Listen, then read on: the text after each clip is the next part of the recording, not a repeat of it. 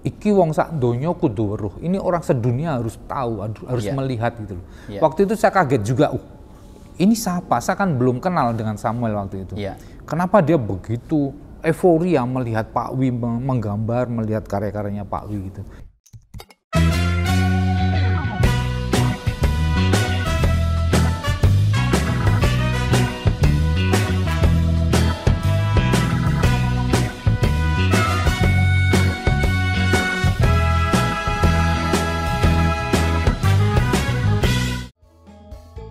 Setelah menemukan oase daya hidup dalam lukisan, Pak Wi terus melukis.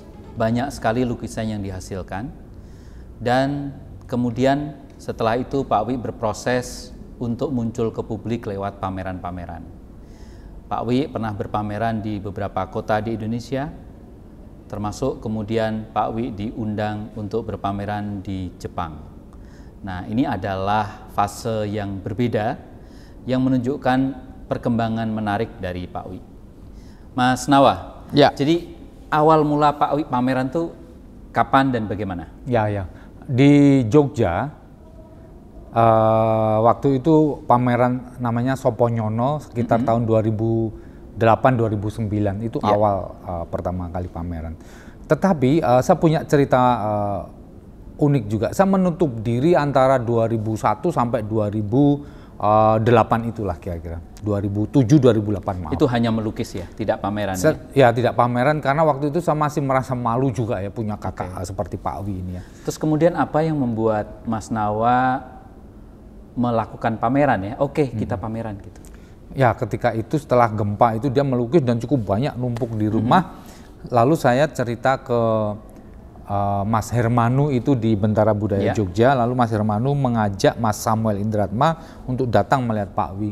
Nah dari Samuel Indratma inilah saya terpancing untuk memamerkan karena dia waktu itu bilang, iki wong sak donya kudu weruh. Ini orang sedunia harus tahu, harus melihat gitu loh. Waktu itu saya kaget juga, ini siapa? Saya kan belum kenal dengan Samuel waktu itu.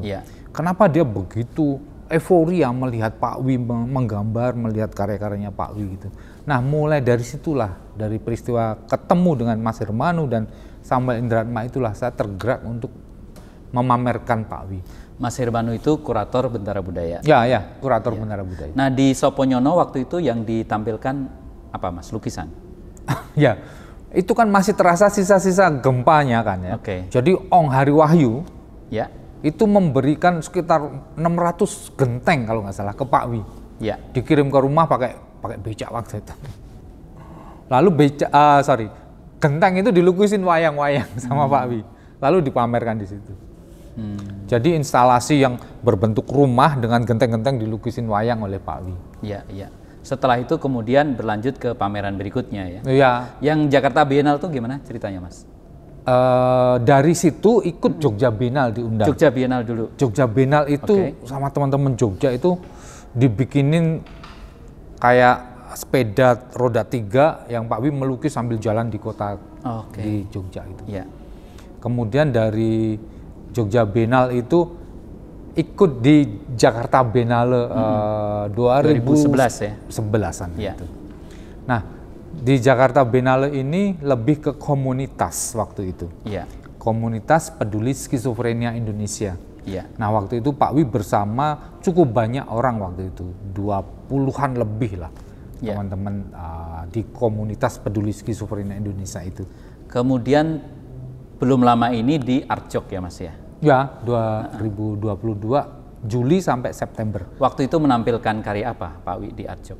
Ya, jadi gini, Pak Wi itu menulis di kertas manila tulisan ciri dari skizofrenia residual dia adalah kekacauan pikiran dia yang melompat-lompat gitu. Nah, salah satu kata saya melihat ada tulisan Borobudur di situ. Nah, dari Borobudur inilah pada bulan April tahun ini ya saya ajak ke Borobudurnya.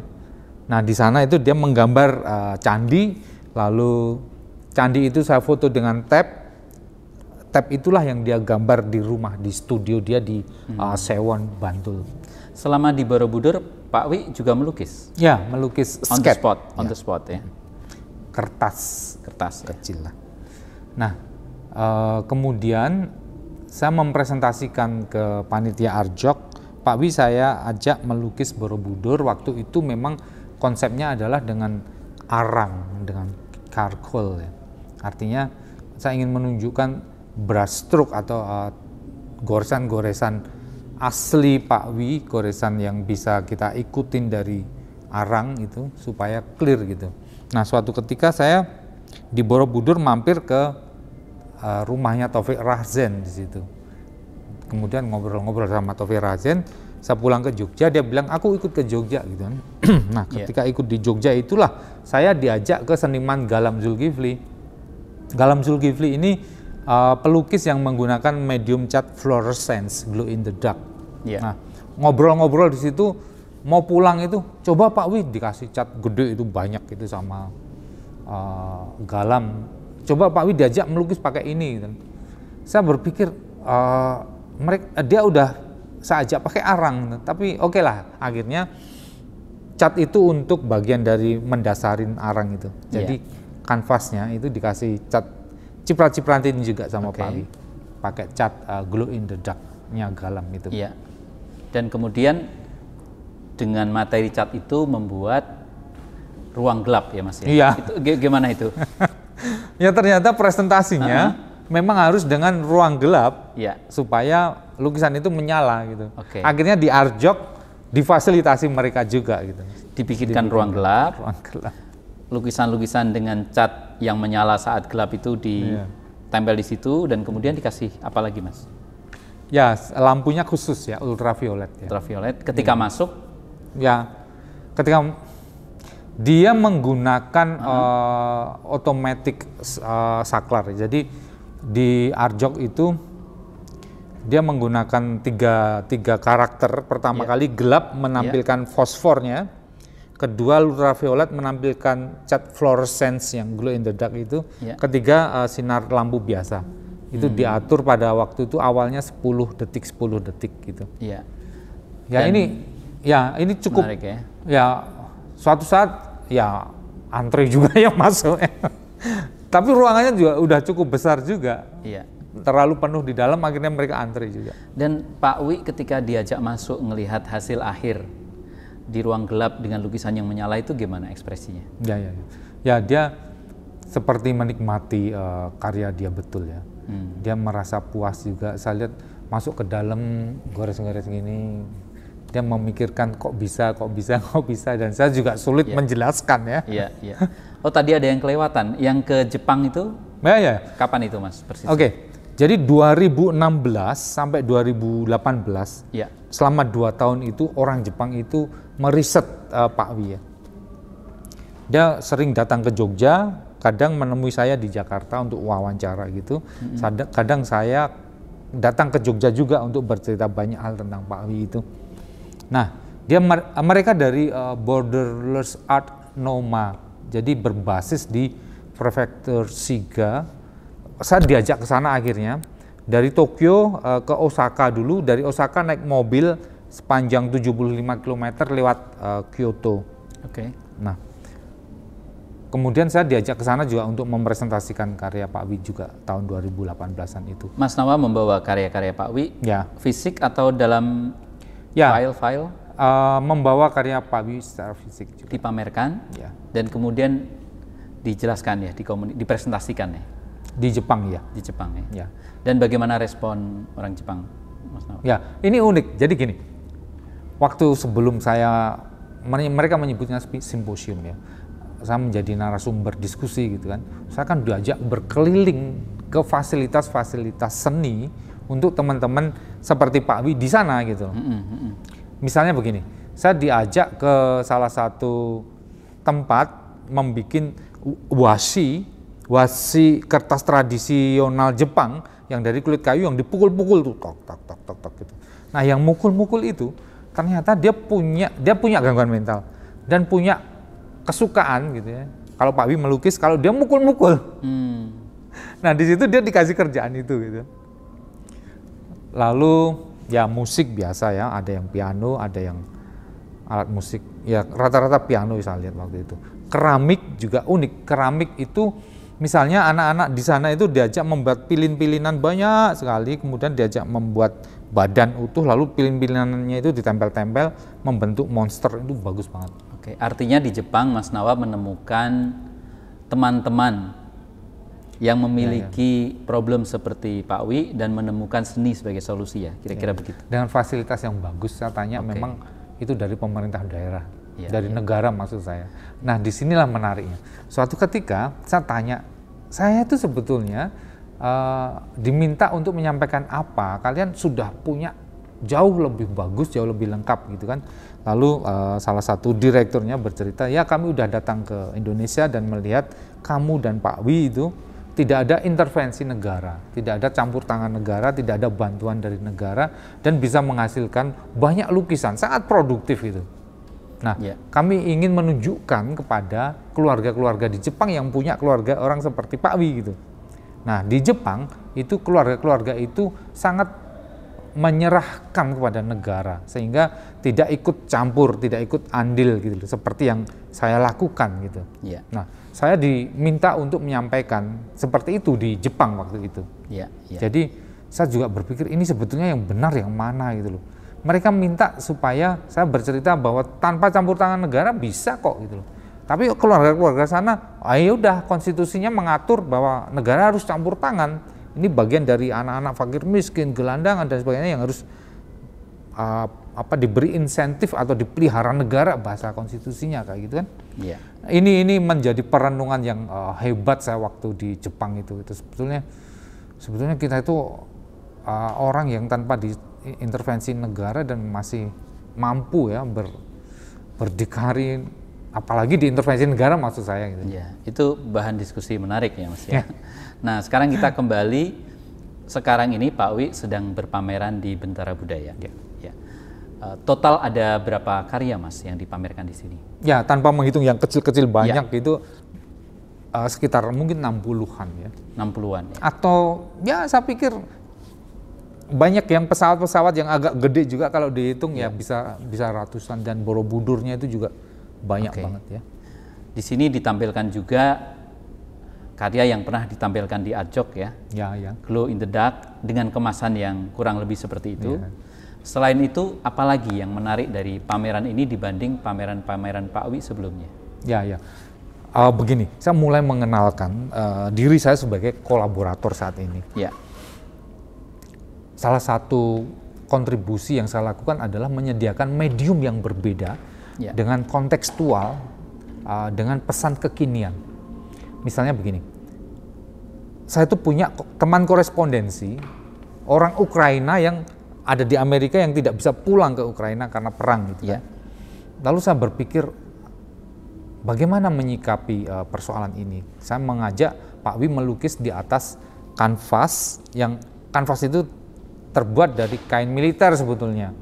Pertama kali Pak Wi merespon kain militer itu dengan warna-warna hampir sama ya, kalau hijau dikasih hijau pakai akrilik dan sebagainya gitu kan. Nah, kemudian dari kain militer itu dia melukis sesuatu di situ. Nah, ini salah satu intervensi saya gitu ya, di dalam menyediakan medium Pak Wi yang baru saya tempuh hanya untuk pameran di Bentara ini. Kemudian di sini juga ada gambar-gambar ya dan lukisan-lukisan pesawat. Itu gimana ceritanya Mas Nawa? Saya pernah menerima buku note kecil dari orang Jepang itu. Saya simpan terus di tas waktu itu. Nah, suatu ketika saya mengajak Pak Wi ke Jakarta dengan pesawat. Saya datang ke Jogja, lalu saya ajak ke bandara. Di bandara Jogja itu diumumkan delay 2 jam, tapi kan saya datang ke situ 2 jam sebelumnya gitu. Jadi ada waktu cukup panjang. Waktu itu saya ajak Pak Wi mau gambar, tapi saya nggak bawa buku sketch, lalu saya ambil note itu.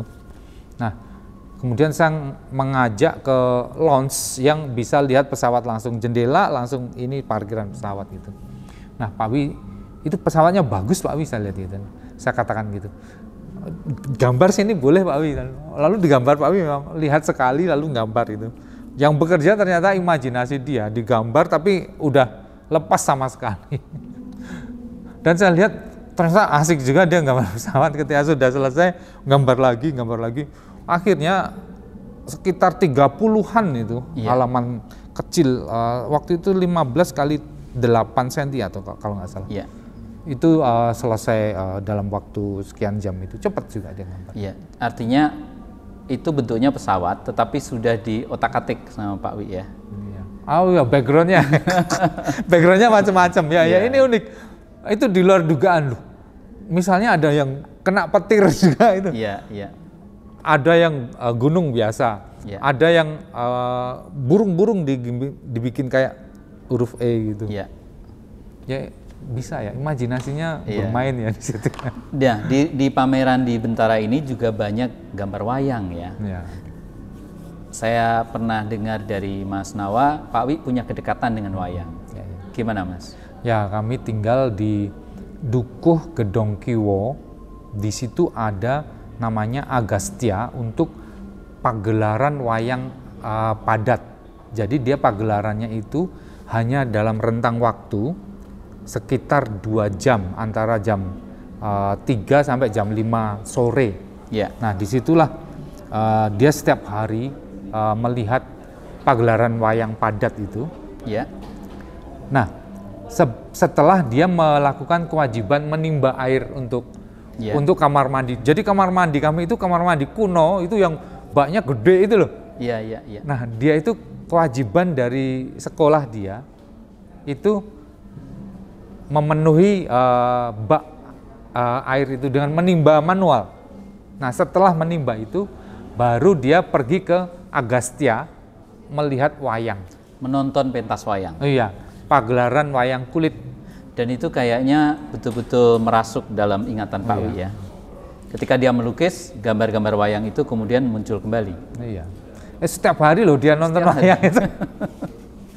Setiap hari itu, dan kadang itu kan ekspatriat yang datang. Bule-bule yang pada naik becak dari Prawiro Taman itu, tempat-tempat mereka menginap itu. Nah, kadang bule terlambat itu, bule yang kemalaman, itu membayar untuk pentas lagi loh. Nah, Pak Wi kadang kemalaman juga di situ.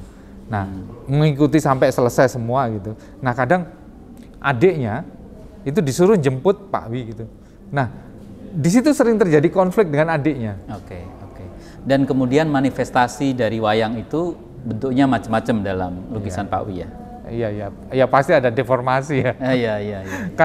Karena itu tadi imajinasi dia ternyata dominan. Jadi tidak semata-mata persis memindahkan apa yang dia lihat ke dalam kanvas itu.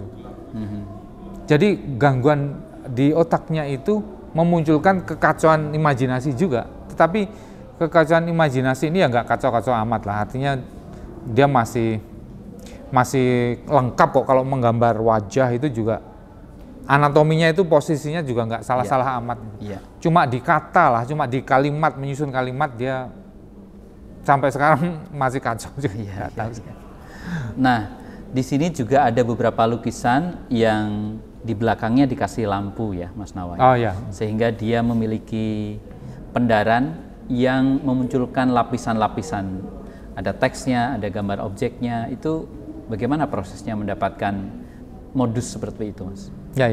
Begini, saya menyiratkan sebuah simbol denialnya keluarga, penolakan keluarga, yang itu juga saya rasakan dulu. Kenapa saya punya kakak yang seperti Pak Wi gini.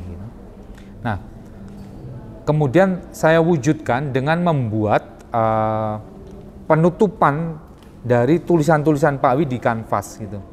Penutupan dengan tempera, dengan akrilik murni gitu. Sehingga dia masih nembus, cahaya masih nembus. Jadi di akrilik cat itu biasanya ada CaCO3-nya yang saya singkirkan, karena CaCO3 itu akan menutup pori gitu ya. Nah, soal teknik sesederhana itu, tetapi kira-kira begini, saya ingin menyampaikan bahwa keluarga tidak mudah menerima kenyataan hidup anggota keluarga seperti ini. Dan saya mengekspresikan dengan menutup lukisan Pak Wi dengan yang tempera dan akrilik murni tadi itu. Nah, tetapi untuk melihat nyatanya seperti apa Pak Wi itu, saya butuh cahaya di belakangnya. Lalu muncullah tulisan yang menampakkan skizofrenia residual dia tadi itu. Ketika cahaya itu dinyalakan, ketika itu dimatikan, itu yang tampak abstrak. Abstrak dari temperanya itu. Tempera berbasis air, di situ ada marker berbasis minyak, ada cat minyaknya juga membentuk gelas misalnya gitu. Nah itu dominan ketika ada cahaya, ketika tidak kalah kuat dengan temperanya. Ya ini agak rumit sedikit. Yang jelas itu bisa memunculkan lapisan-lapisan visual yang dikerjakan di atas kanvas itu. Mas Nawa, kalau secara keseluruhan apa yang ingin disampaikan Pak Wi dan Mas Nawa di pameran Bentara ini? Ini sesuai dengan judul pameran Trilogi Kenyamanannya ya. Sebetulnya ini inspirasi dari seorang psikiater yang ada di Bali. Saya bertanya tentang hal mendasar yang bisa dilakukan oleh semua orang ketika punya keluarga seperti Pak Wi itu. Nah dia menyebutkan bahwa kamu harus membuat dia nyaman. Setelah dia merasa nyaman, orang terdekat itu juga bisa merasakan kenyamanan itu. Nah setelah itu tercapai, meluas ke masyarakat, bagaimana mengajak masyarakat juga bisa merasakan kenyamanan kalian gitu kan. Nah lalu saya mengistilahkan dengan trilogi kenyamanan, yang sebetulnya ini sangat sederhana dibutuhkan oleh semua orang ya. Orang-orang menyebut me time, healing dan sebagainya, itu kan sebetulnya untuk menemukan kenyamanan diri kan. Nah ini sebetulnya pesan sederhana ya kepada publik gitu ya, bahwa kita tidak boleh mengabaikan kenyamanan diri dan kenyamanan lingkungan terdekat kita untuk memberikan kenyamanan yang baik kepada masyarakat gitu loh. Ya sesederhana itu juga sih.